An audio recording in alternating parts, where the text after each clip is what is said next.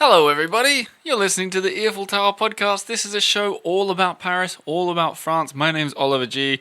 I'm an Australian bloke here in Paris. Usually I do an episode where I have a guest, we talk about Paris, we talk about their life, all unscripted, very kind of loosey-goosey conversation, but not today, no sirree, Bob. Today it's just me. You're stuck with just me, and I'm going to tell you, it's kind of, in France, in Paris, you can eat a meal when you go into a restaurant or you sit on a terrace. One of the easiest meals that you can order is called a planche mixed even. A planche mixed, planche means like plank, and it's a bit of wood or a sort of chopping board, and they put a little mix of charcuterie, sort of dried cold cuts of meat, and cheese, and you sit there with a bunch of friends and you pick at it, and often you can count it as a dinner if you're anything like me.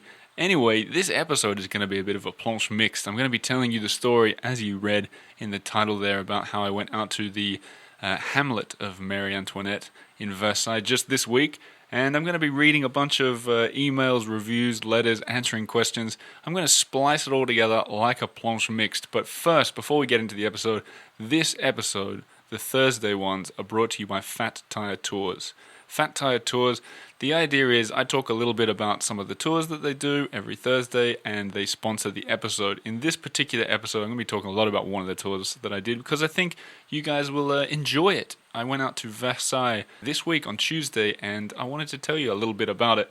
But remember, if you want to book one of their tours, you go on their website, fattiretours.com, and right before you pay at the checkout, you go in the bottom left and you enter the code word EARFUL. And that will save you 10%, which if you do some of the big tours and you have a number of people with you, it'll save you a heck of a lot of money. So keep that in mind. This collaboration is running to the end of the month, so don't hesitate. If you've got a trip coming up, book it right now. But let's get on to the episode. I'm going to talk to you about Marie Antoinette and her playground, her magnificent, really intriguing little hamlet, or hameau in French. But before I put on the intro music, I thought I'd start with a review that I got, because it's very relevant. Let me read it to you. It's from Whistlin' Jack, which is probably my favorite name I've seen on an iTunes review so far. Whistlin', not even whistling. There's a little apostrophe there and no G. So Whistlin' Jack puts a 5-star review, and he writes, "I need help," with an exclamation point. I need help. He says, "The song at the end of Season 6, Episode 18, 5 Culture Shocks of Being in Paris, I need it in my life. What's it called and who is it by?" Ah, Whistlin' Jack, you are referring to the song I've been playing at the end of the episodes, most of the episodes, since the honeymoon, and it is by a band called Slim and the Beast. Slim and the Beast, a local band, Aaron, Sam, and Aurelian. They're Paris-based, they sing in English, they're always doing shows around town, and they were the very first guest on this podcast ever. They've been on it since, they've done live shows with me, we've done live YouTube videos. Check them out, Slim and the Beast. You can find them everywhere. They're even on Spotify, just like this podcast, for the record.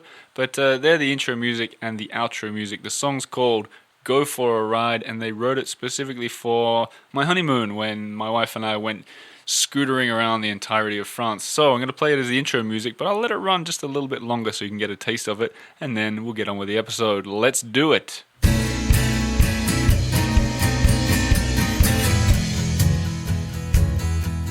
Jump on the back, hold on tight, let's do it together, let's go for a ride, let's go for a ride. So there you have it, a bit more from Slim and the Beast that time. Remember, check them out, they're always playing. They've got a show coming up in Paris for 50 years of Woodstock that I'll probably be going to, so maybe I'll see you there. But anyway, this episode is going to be a lot about Marie Antoinette and her Hamlet. So how many people out there have been there? No, neither had I. And imagine this, so I'd been to Versailles probably, I'd say 5 or 6 times until before this very week when I went again.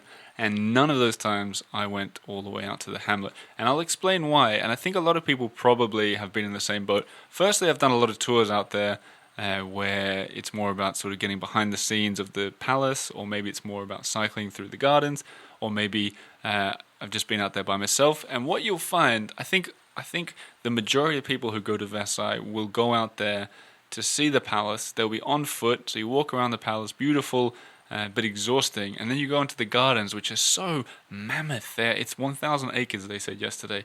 And you get, if you're anything like me, the first time I went there, you walk out to what's called the Trianon, which are sort of, there's two little places where Marie Antoinette and, well, everyone that lived there used to hang out. And by the time you've walked there, the last thing you want to do is walk even further out into this little hamlet. And when I say hamlet, well, I'll get to more about what it is as we go along. But just the idea of walking that far is enough to put people off from walking any further. And so I think that's a large reason I'd never been. I think that's a huge reason why most people never go. But I made it on this Fat Tire tour. I'm going to tell you a little bit about it. So first, let me set the scene of the tour that I was on. I was doing the VIP Versailles behind the scenes tour. I'll link it in the show notes and on the website so you can check out the exact one that I did. But the idea, I didn't really look into it so much. You guys have been listening to this show for the past couple of months at least will know that I've been doing a lot of these Fat Tire tours. And on this one, I thought... it's going to be more of the cycling around and then this behind the scenes into some of the rooms of Versailles that you don't usually see. So I had the expectation that I wouldn't be going to the hamlet, the Amour. And even I did a live video out there for the Patreon supporters, and someone asked, Corinne, I think she asked, are you going to go to the hamlet this time? I said, no, I don't think so. So imagine my surprise when we parked the bike, walk into the little residence of the Queen of Marie Antoinette, and then they said, okay, now it's time to explore the hamlet. What a wonderful surprise. But first, let me rewind a little bit. What we did is we went out to Versailles. You get off the train, so you're in the train with a bunch of people. We had a lot of Americans, a couple of Kiwis out there too, and they let you take your time to go explore the actual town of Versailles. So Versailles is a town. It's more than just a sort of pretty place where Marie Antoinette was gallivanting about. It's a beautiful town with fresh fruit markets and worth a visit even if you don't go to the chateau, if you ask me. I was walking around, you see all this, Invader, the mosaic street artist who I've talked about on the show a lot. He's done a bunch of them out in the town of Versailles, and they've all got a theme, the theme of the royalty and the palace. So there's one, you'll see a king whose head's been chopped off, or you'll see like a really extravagant mirror, those kind of things. So there's a real theme out there, which is pretty fun. And you walk around, you buy some fruit, a few people bought some wine, and I had a nice coffee and a croissant, and then we were off. We get the bikes, we go to the gardens, and we did another thing that I've never done before that I thought was really cool, is we cycled around the entire canal. So that canal out there, if I'm correct, built by King Louis XIV, and in a big shape of a cross. So usually when you get out there, you just see a little bit of it, but we went all the way through the trees, really beautiful, really lovely, and came all the way around to the same part where we began, and we had a picnic. Everyone drank the wine. A lot of the people were talking to each other. I got to know a few people there. Hello if you're listening. And from there, we went to this mythical hamlet, this kind of, the premises of Marie Antoinette and the Trianon Gardens. So I'm going to talk about that in a second. But first, I'm just going to take a little bit of a pause, and I'm going to read some emails that you listeners have sent in, or as I like to call it, Gmail. Yes, my last name is G. Yes, I know you get the joke, but I'm explaining it for the new people around here. Here's one that I got in. It says, "Hi Oliver." This one's from Garth Tuvey. He says, "Hi Oliver, I've been wanting to write to you for a while now, and the Rue des Abbesses podcast was the tipping point." Garth is referring to a recent episode where I walked along the length of my favorite street in Paris with my wife by my side and pointed out all the cool things. He says, "Thanks for what you're doing with the Eiffel Tower podcast. At first, I didn't really get it.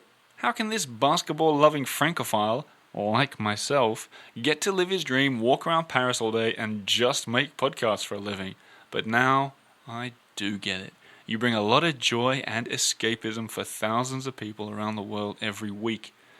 Wow, yeah, isn't that a nice thought? It's nice to bring this community together, Garth. I'm glad to have you in it. And he says, "These days, the drive to work at TAFE in Mount Lawley every Tuesday and Friday has become a fun little ritual, listening to your podcast and picturing Paris. I visited France twice, was lucky enough to catch Guns N' Roses in Paris almost 2 years ago. Anyway, this is my favorite bit. I've just flicked you a bit of cash via Patreon to say thank you. Keep up the great work." Garth, that is so kind of you. You guys know this show exists because of the generosity of Patreon supporters. If you also value this work, if you think it's a bit of a fun ritual in your life, imagine all the stuff that's behind the scenes that you get to see. $10 US. That's the price of, hey, I don't know, 2 coffees. Think about it, guys. But thanks, Garth, and welcome behind the scenes. Another basketball-loving Francophile, huh? I wonder if we ever played against each other. Here's another one from Chantal Rourke. She says, Bonjour! We absolutely love your podcast and listen every week. Thanks so much for producing such great content. My husband and I have used so many of your recommendations from the podcast. Everything from a walking tour to our Paris wedding officiant. Ruffled by Grace is what I think you'll be talking about there. That's pretty cool.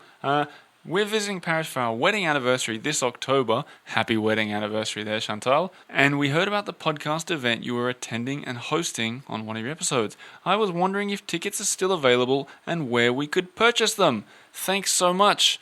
Well, Chantal, as I responded to you, but I'm responding to everybody now, I'm not selling tickets to that event. And we're talking here the event at the Australian Ambassador's house, his residence, the best balcony in the city, looking out over the Eiffel Tower. I'm going to be interviewing, I think, 5 people in rapid-fire succession, and then we'll be having a kind of a, cocktail evening, a little bit of a mingle. You can meet some of the past guests from this show. But the thing is, I'm not selling tickets at all for it. What I'm doing is I'm leaving it specifically open for Patreon supporters, and I'm also going to be inviting past guests, and, well, maybe I'll bring my wife along, that kind of thing. There's going to be 80 people there. And those tickets are there for Patreon supporters. So I explained that to Chantal, and believe it or not, she signed up on Patreon. So I'll be seeing you there with your husband on your wedding anniversary, and what a humbling thing it is for me to know that you'd want to spend a wedding anniversary in my company. Or maybe it's just for the Australian ambassador. I don't know. But thank you very much for signing up. Everybody else out there, there's a second reason to sign up. Now, I'm going to take you back to what every blogger who's ever written about Marie Antoinette calls a rustic setting. I did a bit of research on this because I wanted to give you the facts, and I realize everyone calls it rustic. I'm not going to call it rustic, but what it is, okay, it's so if you've never been out there, you have to imagine this. It looks like a village. We're talking like 4, 5, 6 little sort of cottagey little buildings, some with, for example, a little water mill on them, and they're dotted around a big lake that they obviously built for the purpose. So, for the facts, they started building it in 1777, and it was based on English gardens, and then in 1783, Marie Antoinette herself, I'm reading from the website here, you guys could check this too, but she tasked Richard Meek with extending the gardens to the north and building a whole model village around this artificial lake. So the work began in 83, and we're talking about 1783, and was completed 3 years later. If you're wondering, I'm not reading anymore, by the way, but if you're wondering what the style is of this set of gardens, they call it a combination of various influences from rural architecture. A lot in Normandy is what I read when I was out there, but it does succeed in creating a sense of aesthetic coherency. And they're all in this sort of crescent formation that you can view from across the water, but you walk through them. It's an Instagram's dream, if you ask me, but you walk through them, and the further you get in, and the sparser number of people that are out there, you start seeing all the farm animals. So there's goats, there's donkeys, there's some pretty fat pigs out there. There's a lot of goats with like massive antlers, and then there's chickens and all that kind of stuff as well. Rabbits, did I mention rabbits? You really feel like you're out in the countryside, and it's wonderful. And the idea is that Marie Antoinette would go out there to escape the feeling of being not just in her big palace, but also in a town at all. Because, like I said at the start of this episode, Versailles is a town. So it's, speaking of escapism, it was Marie Antoinette's way of getting away from everything. But let me walk you through what else is out there. So what you got exactly, you got a fisherman's cottage, a guardhouse, a working dairy, a model dairy, and a number of bridges and sort of various other structures. And this was all complete with pigsty, sheep pen, hen house. And if you want to know, a lot of people will say that it was so she could go out and just play around. But the official site of Versailles was contrary to the deeply entrenched public image of Marie Antoinette, the Queen and her entourage did not play at being farmers amidst these bucolic surroundings, complete with sheep trussed up in ribbons. The Queen actually used the hamlet as a place for relaxing walks or to host small gatherings. The fact that the hamlet was also a functioning farm, a point upon which the Queen insisted, meant that it served an educational role for the royal children. So there you go. It's not really her little playground like maybe they've said in the movies, or maybe some tour guides have told you in the past. It was functional, more or less, if nothing else, for teaching the children. But, oh gosh, if you thought that place hung around and remains in pristine shape from those glory days in the 18th century, you're wrong, because during the Revolution, cottages were damaged, aged very badly. There was a lot of bad weather. Napoleon ordered a restoration in the 1810s, but in doing so, they tore down a lot, including the barn and the working dairy. This continued in the 1930s, however, thanks to a donation from John Rockefeller, part of the hamlet was restored, and some of the buildings, including the windmill, were returned to their original configuration. The farm itself was almost totally reconstructed in 2006, and now it's home to a variety of animals looked after by the Foundation for Animal Welfare. There you go. I mean, I was reading a lot of that, but that was also I spliced it in with some of my own observations and what I thought was one of the best things. So imagine this: when we got to Versailles, you can see the palace itself. There was a queue out the front that must have had, I reckon it must have had maybe 1,000 people in that queue. And out of those 1,000 people, I would estimate that maybe not even 1% made it out to this hamlet out the back. Because I think a lot of people come in, they cram in, they look at all the art, which is a huge mistake. Not a mistake to look at the art, but a mistake to look at the art and then go home again. You got to push on out there. So do it. You can book tickets to see all this stuff separately, but of course, I totally recommend that you do it via Fat Tire Tours, because the other benefit of it, not just that you have a good guide, they take you all the way from Paris, they look after you, they make sure you know everything you need to know, but because the trip that I was on also, you got to have a VIP behind the scenes entrance to the palace, which means we literally walked past 1,000 people and we went straight into like some back room where another guide who works at Versailles took us around in rooms that were really empty. And then at the end of that trip, which was about an hour long, they opened a door and they let us out into the main part of Versailles, where I've been so many times now that I just took a quick glance, looked at the crowds and thought, okay, that'll do for me. But it was a really, the Versailles experience in the gardens and with the bikes is absolutely wonderful. I highly recommend it. You've got to do the same thing. It's Fat Tire Tours, and this trip itself is 149 euros per person, or I guess that would be 135 euros if you use the earful code at checkout. So I would recommend you do it. I must have done about 12 of the Fat Tire Tours. This one was my favorite so far, 100%. I really enjoyed it. I recommend you check it out as well. But that's that. Marie Antoinette, I think it's time that we get on to a bit more emails from you guys back at home. So this one comes in from Hugo English, who follows on Instagram, sends me a little private message here. He says, "Hi Oliver, just to let you know that I listened to your latest episode, and we don't say in French, je suis sur un régime." Who remembers that? On Rue des Abbesses, I was in an ice cream shop there, and she said, "What do you want?" I said, "This, that, and the other." She said, "Do you want a macaron on top?" I said, "Non, je suis sur un régime," because I thought that meant I'm on a diet. Well, no, says Hugo English. It doesn't mean anything. He says you should say, je suis au régime. You can also say, je fais un régime, from the verb faire, or even, je suis un régime. But in this case, suis is from the verb suivre, which means to follow, and not être, to be, with a slightly different meaning. In other words, there are 3 ways you can say you're on a diet, and I use the 4th way, which doesn't exist. So, note to everybody and myself, if you want to make that same little joke, obviously I wasn't on a diet, it was just a conversation point, but if you want to make the same joke, or maybe you are on a diet, you say, je fais un régime, or je suis un régime, or... what was the other one there? Je fais un régime, je suis un régime, or je suis au régime. Well, there you go, Hugo English. It's really cool to know that some French people are listening to this show. But thanks for setting me straight. I bet you Camille would have come in and done it, but you beat her to it. Another one. You know, listening to the Eiffel Tower can be dangerous. I'll tell you why. I got an email from Catherine, who says, "I was listening to your latest podcast, and I just about dropped the spaghetti I was cooking."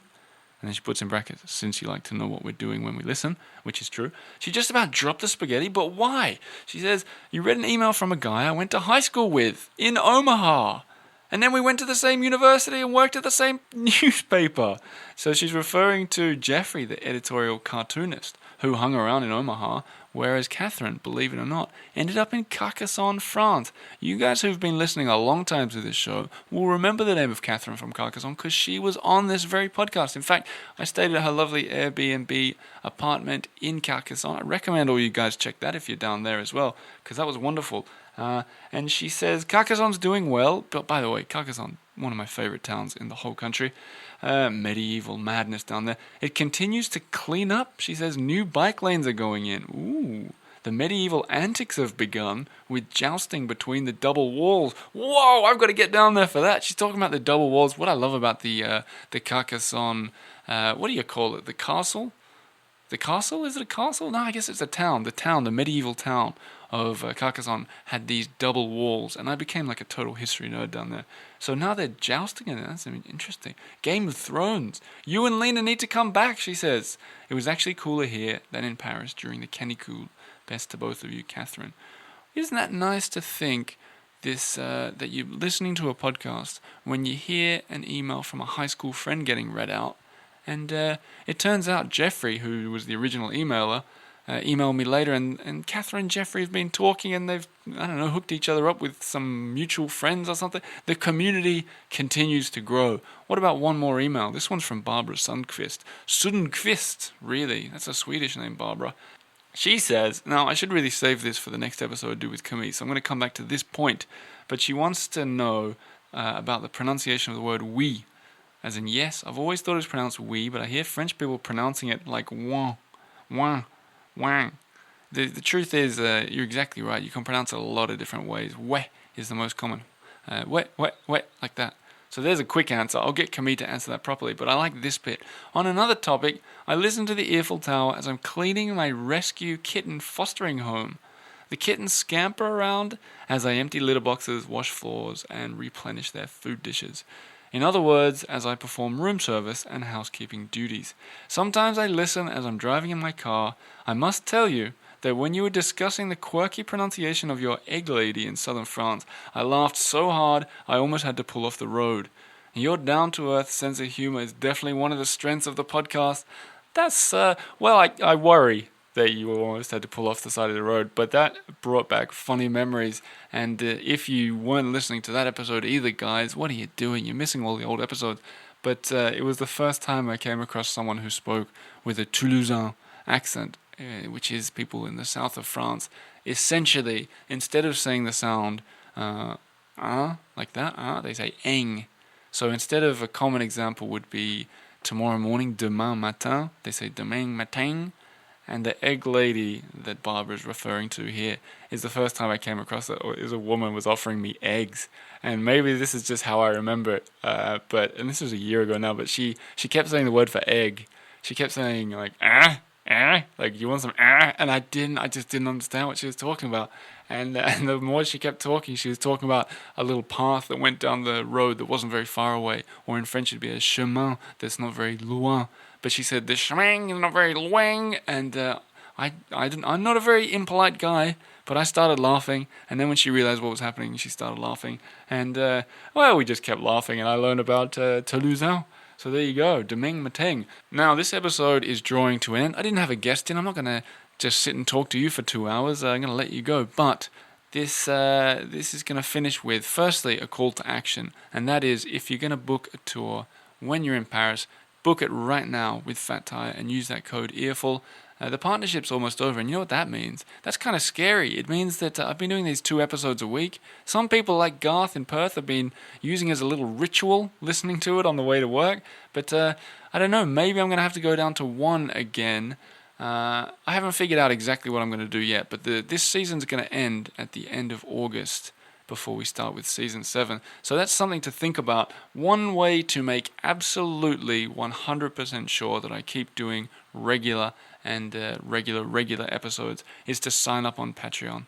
Now, there's probably some people out there groaning, thinking, why am I going to sign up on Patreon? Why is he going on about it? Let me tell you why I'm going on about it, because this is what allows me to keep doing it. Maybe you're like Garth in Perth and you're thinking, hey, Why should I pay this guy to just walk around and have fun in Paris? The idea is we can build this thing. We can make it better. If you can support it, I can make it a lot better. I can hire people. I can hire people to do the stuff that takes up all my time, and I can keep doing more episodes. I can keep interviewing more people, putting out more stuff, more walk shows, more episodes.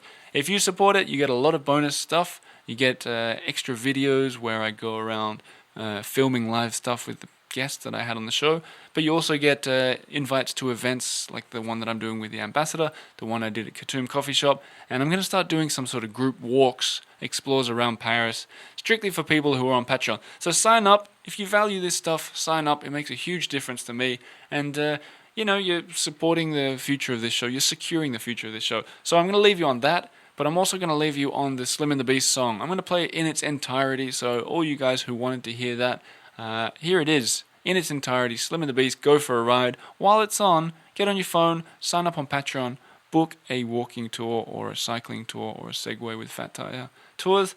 Otherwise, just sit back and enjoy this song, Go for a Ride, Slim and the Beast. I'll talk to you again on Monday. Thanks very much.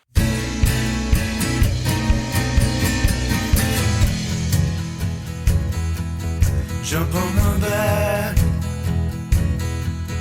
hold on tight, let's do it together, let's go for a ride, let's go for a ride.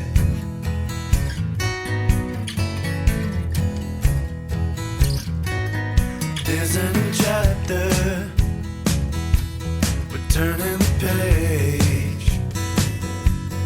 Looking back at you, counting the days. I don't really know where we are. I just wanna look at the stars. Let's go for a ride, ride, ride. Let's go for a ride, ride, ride. Taking our time, time, time. Taking our time.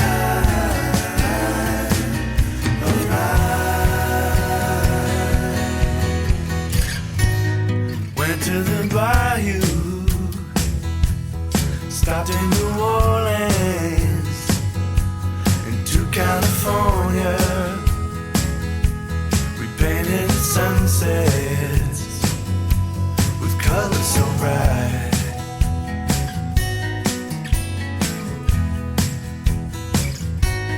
Cobblestone black streets, walking back home. Stopped at the market, we're back on the road. I don't really know where we are. I just wanna look at the stars and go for a ride, ride, ride. Let's go for a ride, ride, ride. Taking our time, time, time. Taking our time.